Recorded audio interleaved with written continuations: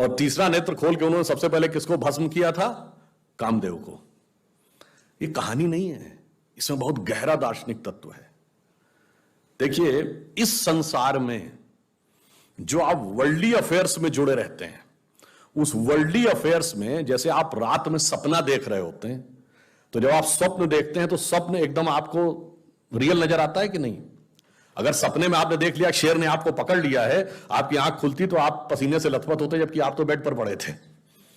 तब आपको समझ में आता है कि ना वहां पे कोई शेर था, ना वहां कोई जंगल था, ना कुछ था, आपकी चेतना भिन्न भिन्न रूपों में थी। जैसे ही आंख खुली, स्वप्न भस्म हो गया।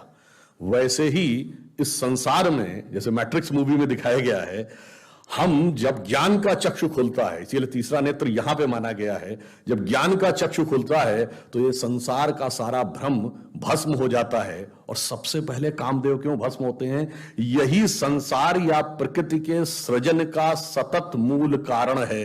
तो सबसे पहले जब काम पे विजय प्राप्त होगी, जब वह भस्म होगा, उसके बाद वास्तविक ज्ञान का साक्षात्कार होगा। शंकर जी के तीसरे नेत्र का यह अर्थ है।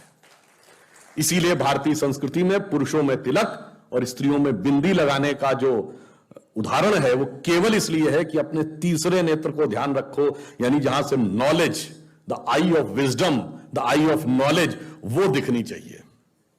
और अब मैं आता हूं इसी बात पे। देखिए कैसे चीजें आपस में कनेक्टेड है।